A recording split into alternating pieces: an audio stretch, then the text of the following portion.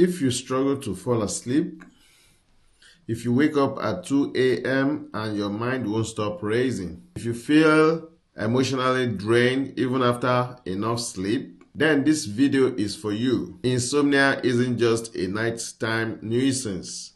It affects your brain, your emotions, your relationship, and your entire mental health. And today we will break it down. How insomnia impacts your brain and mood. Why it worsens anxiety, depression, and stress. Evidence-based strategies to improve sleep. Real statistics from the US and Nigeria. I am Dr. Akinloye Oyeride, Doctor of Nursing Practice. Welcome, my people, once again to my channel. It's been a while.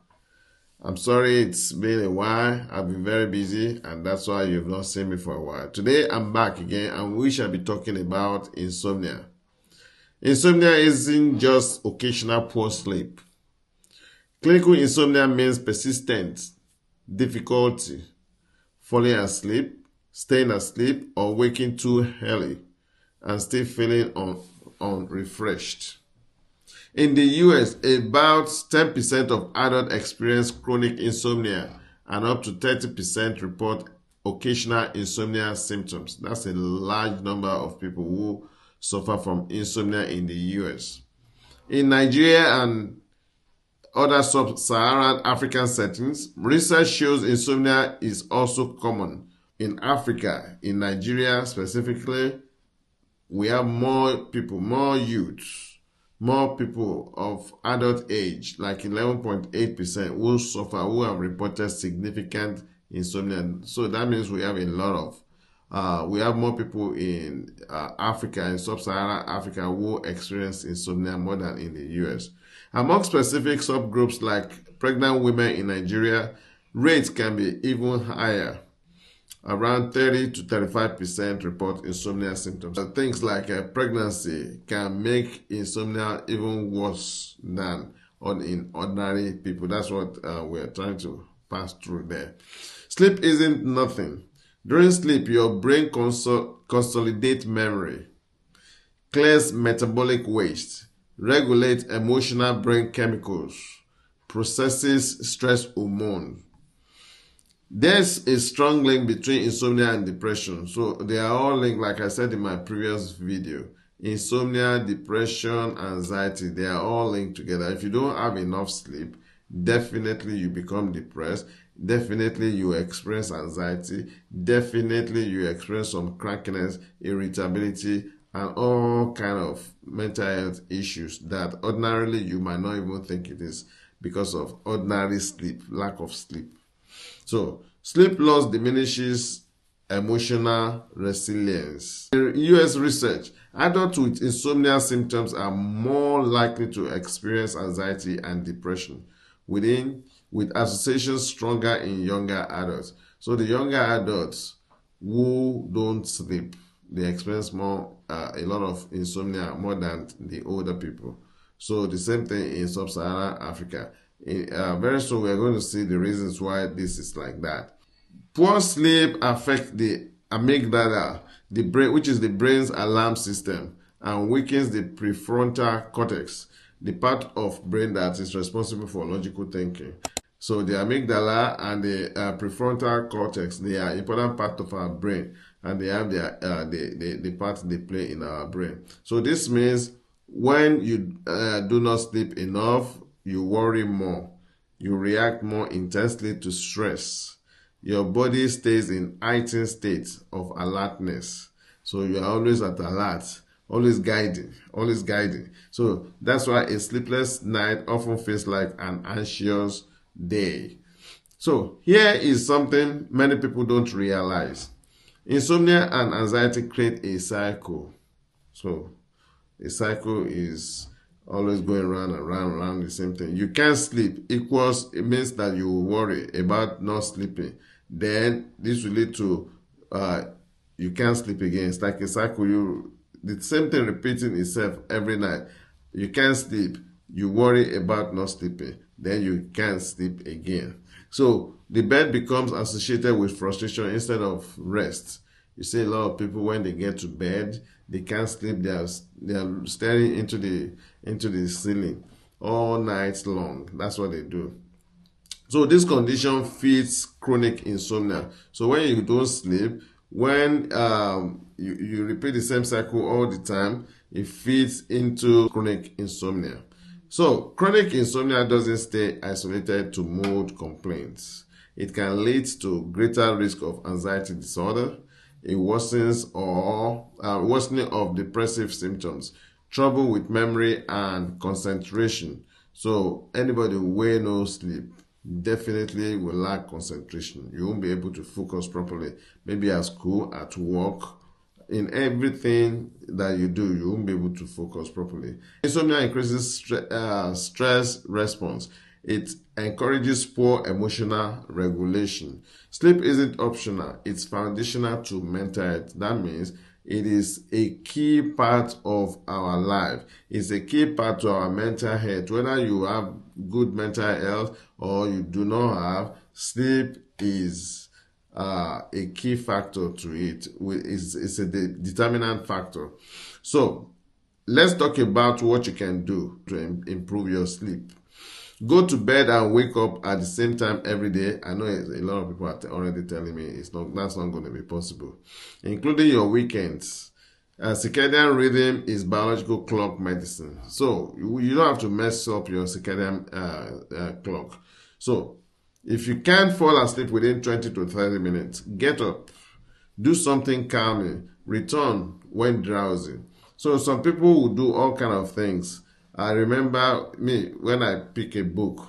If I can't sleep, I pick a book and I start reading. Within 10-20 minutes, I start sleeping off. So do something that is calming to you. Return when you have become drowsy. So this teaches your brain bed equals sleep, not frustration. So when you get to bed, you are supposed to sleep. The third thing that you need to do is reduce stimulant. What are the things that stimulates you that makes it difficult for you to sleep? Limit caffeine after noon. You can only drink, just try and drink maybe only in the morning. Those of you who are addicted to coffee, reduce your caffeine intake, consumption. So make it maybe by 12 in the afternoon, you may stop. Don't take anything like that again. Avoid nicotine close to bedtime. Those of you who still smoke cigarette, chew gum, nicotine gum, any other way, or some of us chew cola nuts, bitter cola nut, goro. So all of these things, they add up to make us suffer from insomnia. Alcohol may make you sleepy but worsen sleep later. Some of us take alcohol, they say, oh, alcohol help me to sleep. Yeah, after a while, it's not going to help you to sleep anymore. It becomes a big problem to you. So stop drinking ogogoro, stop drinking trophy. I know I have a very good friend who drinks trophy, 3, everything. So blue light suppresses melatonin, the sleep hormone. So instead of putting on your blue light at night, you can just dim it, because for you to sleep properly, you need to dim your light or even turn it off. Me, I turn my own off, total darkness. No screen at least 60 minutes before bed. So turn off your phone. Make an effort to turn off your phone 60 minutes, like 1 hour to the time you want to sleep. Just put your phone away. It takes a lot of discipline, I know. Yeah, I know a lot of people, you have something you want to do on your phone till you fall asleep. No, it's not going to help your insomnia problem. So use night mode filters if you must. Darkness signals the brain to start the sleep process. Yes, you know, I just said it. Because people are different. I'm different from you. Some people they can't sleep in darkness. Some of us like this. Not because I'm or anything, no, but because that's the way I'm wired. So many people are wired like that. If they see light, they can't sleep. So the next thing is your brain needs a transition. Yes, from being awake for like 20 hours of the day doing one thing or the other. So your brain needs to transit from that to something else. So the first thing you need to try to do is Try deep breathing exercises, warm shower before you go to bed. Go and shower.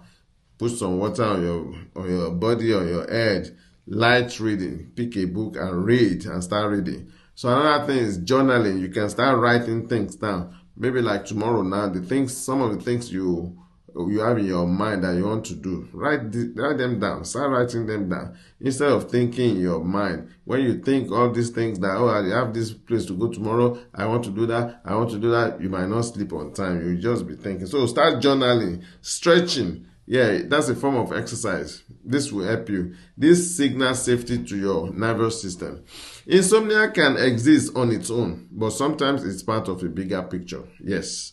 Seek professional evaluation if you experience persistent insomnia lasting over 3 months. If your lack of sleep or inability to fall asleep is lasting 3 months or more than 3 months, go and see a psychiatrist or a nurse practitioner trained to prescribe medication or to assist you. See a therapist. These people will help you. Severe anxiety. So insomnia will also cause severe anxiety, significant daytime impairment. So during the day, if you have not slept all night, you won't function properly during the day. That's what I meant by significant daytime impairment. Suicidal thinking. Some people will start becoming suicidal because they can't sleep. You know, when you can't sleep 1 day, 2 days, 3 days, 4 days, it's piling up like that. All manner of thoughts start coming into your head. One of it is suicidal ideation. You start thinking, maybe I should just end this thing. I want to die. You want to die and other stuff. So, like I said therapy. See therapists where they will use cognitive behavioral therapy for you, CBT. So, this is the gold standard of treatment with the therapist. So the next thing is, if you are struggling with sleep, you are not lazy. I want you to know that today, that you are not lazy when you are struggling to sleep. And when you sleep 8 to 9 hours, one of my good guys, actually, I won't mention his name, told me, 8 hours of sleep is too much. How will somebody get that? Well, it's not too much. If you must function properly, if you must function at your optimal level, yeah, you need to sleep minimum of between 7 and 9 hours every day. So remember, you are not lazy. Like I said, you are not weak. Sleeping does not make you weak. It does not mean you are imagining it. No, you can't sleep. You can't sleep. Seek help. Insomnia is real and it affects your brain and daily life. Yeah, especially your mood and emotional resilience. When you can't sleep, you become cranky. People will look at you and say, what's wrong with this one? He's always irritable, always stuff like that. I mean, sleep can affect it. Improving sleep is one of the most powerful steps you can take for your mental health. I cannot stress that enough. Make sure you sleep. It is very, very important that you grab sleep. Sleep and wake up early in the morning, fresh, ready for the day, at your optimal level. You'll be able to perform all the things that you have set off to do for that day, and you perform. Your performance will be at top notch. When your boss see you, they will say, oh, you are doing very well and all this stuff. So the other thing is that when you sleep very well, you will be happy with yourself. People around you will see a different you, and they will notice that something good is happening to you. You look good. You look handsome. That beauty in you that you have covered with because of your busy nature of life, you will come back. You glow, and you'll be happy for yourself. Once again, I'm Akinloye, Dr. Akinloye Oyerinde, Doctor of Nursing Practice. If this video helped you understand how insomnia affects mental health, share it, because better sleep isn't just comfort, it's mental health care. Subscribe for more evidence-based mental health education. See you in my next video. Thank you for being there.